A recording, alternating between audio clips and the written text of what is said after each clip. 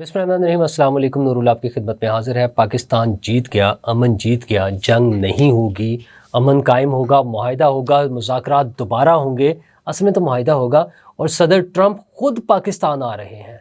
और कब आ रहे हैं, ये सब कुछ कैसे हुआ है और क्यों हुआ है, और ये सारे जो मुज़ाकरात की कहानी थी उसके हवाले से मैं बात करूँगा। और बातें तो और भी बहुत सी हैं कि फिर इसका इम्पैक्ट क्या आ रहा है इस जंग का, और ख़त्म होने की सूरत में भी वो कैसे रहेगा, और पाकिस्तान में जो डॉलर्स जा रहे हैं और आ रहे हैं वो कैसे आ रहे हैं, और गवर्नेंस की बात और हुकूमत पर एतमाद की बात की जाए तो वो क्या होती है। ये सारी बातें मैं आपके साथ डिस्कस करूँगा। लेकिन ज़ाहिर है सबसे अहम चीज़ ईरान अमेरिका जंग है।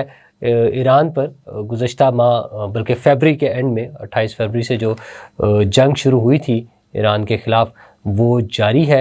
एक सीज़ फायर हुआ उसमें, और इसमें सबसे बड़ा किरदार पाकिस्तान का रहा ये सीज़ फायर कराने में भी, और फिर दोनों फ़रीक़ैन को यानी अमेरिका को और ईरान को मुज़ाकरात की मेज़ पर बिठाना, एक मेज़ पर बिठाना, इकट्ठे बिठाना, ये कमाल जो है पाकिस्तान ने किया।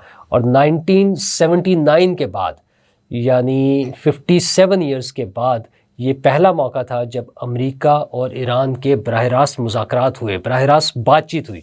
वरना तो लड़ाई थी, धमकियाँ थीं, एक दूसरे को के ख़िलाफ़ बोलना था, ये सारा कुछ तो चल रहा था। और फिर ये जंग एक बड़ी जंग थी, तकरीबन 40 रोज़ा, उसमें बहुत नुकसान भी हुआ, ख़ुसूसन ईरान के हवाले से देखें अगर हम। और ज़ाहिर है वो उसका जो रिएक्शन आया उसमें फिर गल्फ़ स्टेट्स में भी ईरान ने तो बड़ी भरपूर मुज़ाहमत का मुज़ाहरा करते हुए, ताकत का मुज़ाहरा करते हुए इसराइल पर भी हमले किए, वहाँ भी किए, और जहाँ जहाँ गल्फ़ स्टेट्स में भी जो चीज़ें हुई वो हमारे सामने हैं। लेकिन फ़ाइनली पाकिस्तान की कोशिशों से ये दोनों फ़रीक़ैन ना सिर्फ सीज़ फायर पर मुत्तफ़िक हुए बल्कि फिर मुज़ाकरात की टेबल पर बैठे आकर, और पाकिस्तान में वो बैठे इस्लामाबाद में। वो कहते हैं ना कि हम भी वहाँ मौजूद थे।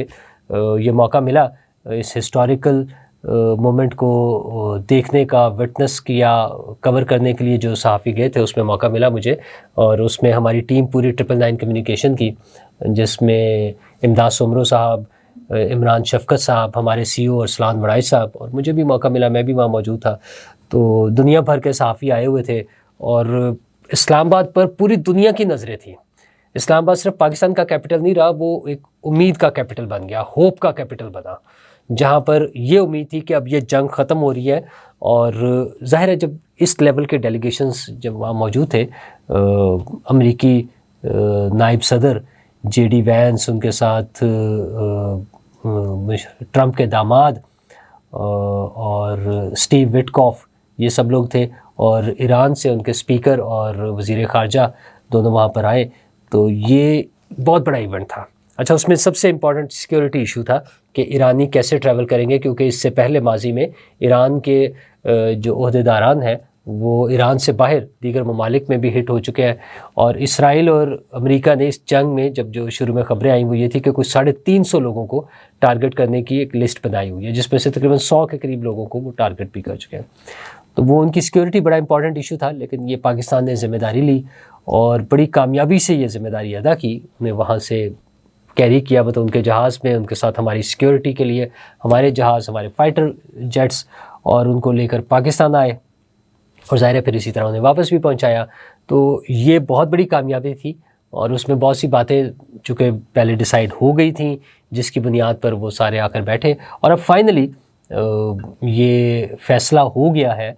सदर ट्रंप की तरफ से भी ये ख़बर आ गई है कि अगला जो इसका मरहला है वो 2 रोज़ में दोबारा हो रहा है, और वो पाकिस्तान में ही होगा। और पाकिस्तान में क्यों होगा?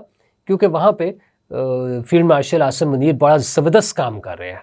तो ये सारा जो क्रेडिट है ये पाकिस्तान के वज़ीर आज़म शहबाज शरीफ, पाकिस्तान के फील्ड मार्शल आसिम मुनीर, और पाकिस्तान के वज़ीर ख़ारजा और डिप्टी प्राइम मिनिस्टर इसहाक डार का है, और पूरी हुकूमत का है, और पूरी हुकूमती मशीनरी।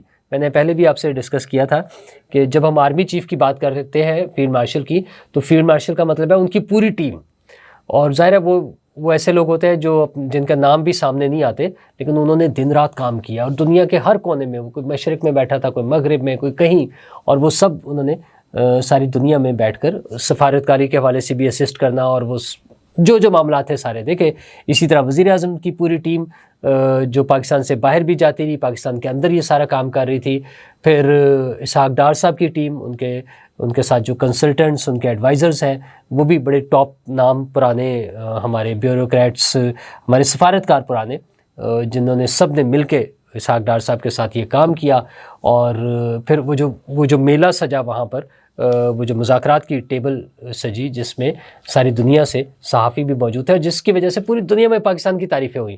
وہ ہماری وزارت اطلاعات کی محنت تھی جو رنگ لائی، اور وہ ایک خوبصورت انہوں نے اس کا اہتمام کیا ایونٹ کا، اسلام آباد ٹاکس جو ہے وہ سارا کر کے. اور اب فائنلی یہ پھر آ رہے ہیں. صدر ٹرمپ نے تو صحافیوں سے کہا تیار رہے، اگلے 2 روز میں یہ بڑی خبر آنے والی ہے اور ہم جا رہے ہیں. اور وہاں کیوں جا رہے ہیں؟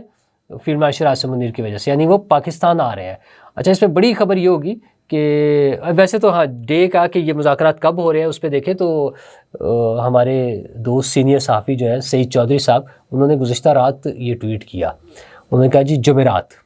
اچھا، اب اگر 2 روز دیکھیں تو اس حساب سے وہ تقریباً جمعرات ہی بنتی ہے، تو موسٹ پبلی جمعرات یا جمعہ یہ مذاکرات کا عمل.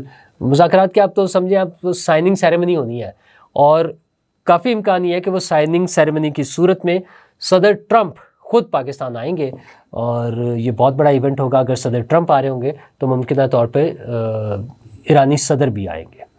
اور یہ ہوسٹ کرنا، اس کے 2-3 مختلف پہلو ہوں گے. پاکستان کے لیے بہت بڑے اعزاز کی بات ہے، اور وہ اعزاز کس لیے ہے کہ ہمارا ہمسایہ ملک ایران، اس میں جنگ بندی، اور نہ صرف جنگ بندی ایران اور امریکہ کے درمیان، بلکہ اس سے جو پوری دنیا متاثر ہو رہی تھی، جو عرب ریاستیں یا خلیجی ریاستیں براہ راست حملوں کی صورت میں، اور بالواسطہ وہ جو اکانومی کے پریشر کی وجہ سے پیٹرول کی قیمتیں بڑھ رہی ہیں، آپ نئے ہرمز کا مسئلہ ہے، یہ سارے معاملات جو ہیں وہ دنیا کو پریشان کیے ہوئے تھے.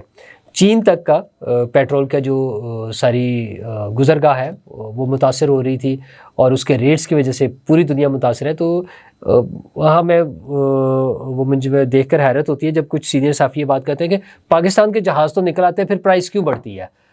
تو بھائی وہ جہاز نکلنے سے فرق نہیں پڑتا، عالمی مارکیٹ میں پرائس بڑھ چکی ہے اور اس کی وجہ سے ہے. اور یہ اس سے کم ہوگی جب یہ اس طرح کی خبریں آئیں گی اور فائنلی جب یہ معاہدہ ہو جائے گا، لیکن ابھی اس میں ایک لمبا وقت لگے گا. اب اس پریشر سے نکلنے میں یہ اوور نائٹ نہیں ختم ہو جائے گا. یہ جو پریشر ڈیولپ ہو گیا ہے، یہ جو معاشی بحران ایک شکل اختیار کر چکا ہے، اس کو سیٹل ہونے میں، چیزیں واپس آنے میں تھوڑا سا ٹائم لگے گا.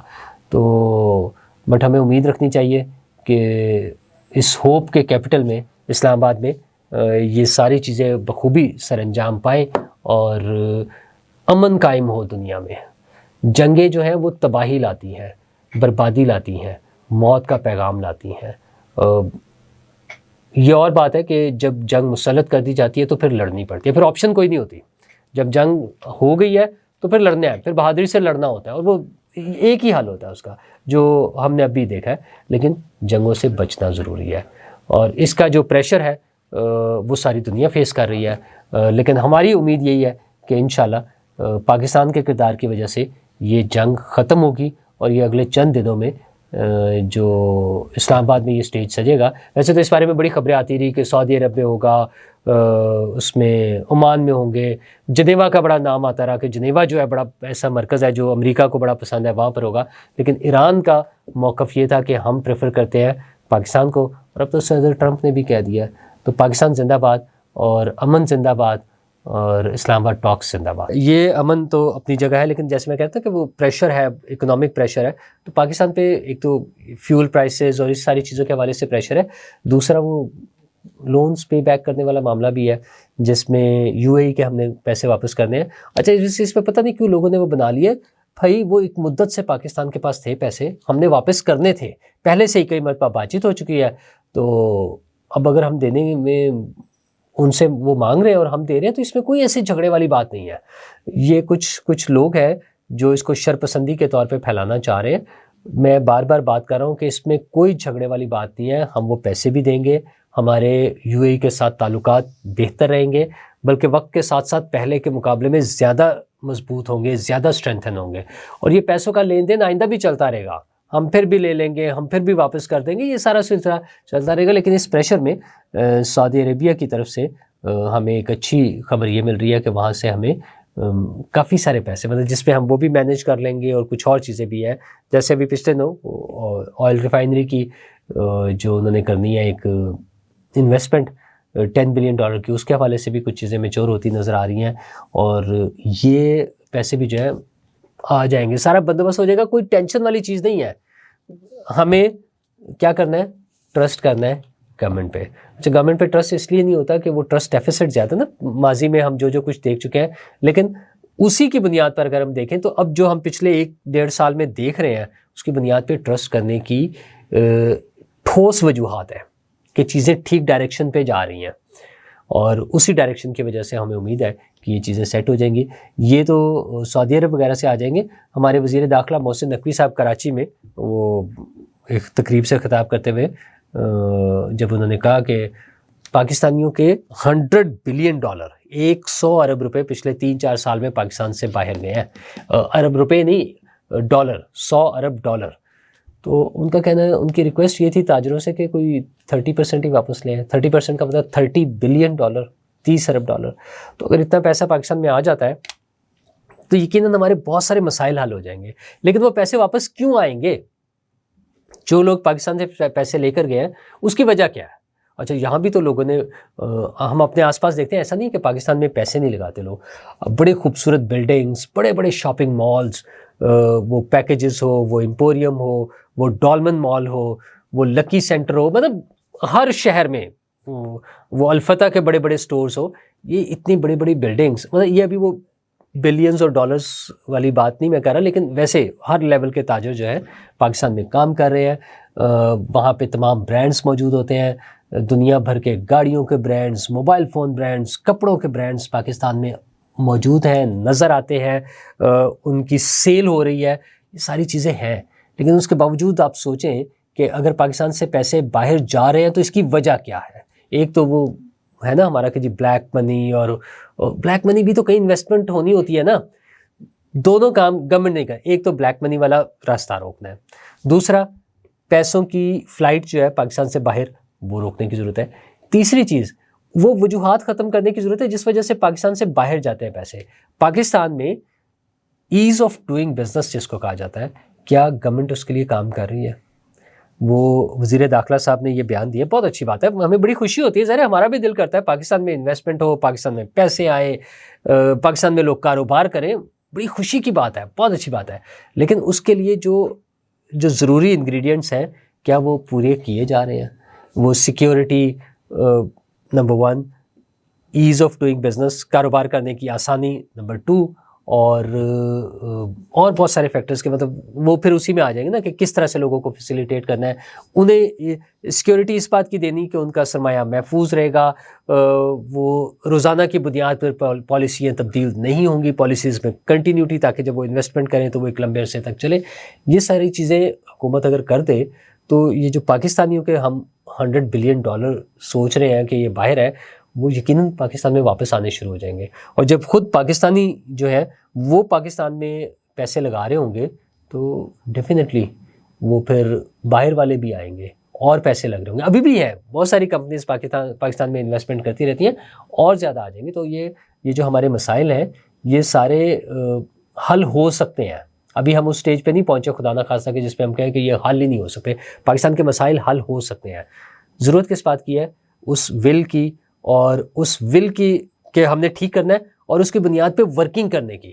تو اچھا، وہ جہاں ہوتی ہے وہاں اس کا رزلٹ بھی آ جاتا ہے، وہ چاہے فیڈرل گورنمنٹ ہو یا صوبائی حکومت ہو. تو ابھی تازہ ترین جو کل ایک سروے آیا ہے institute for public opinion research کا، جس میں پنجاب حکومت کی 2 سال کی کارکردگی کو میئر کیا گیا.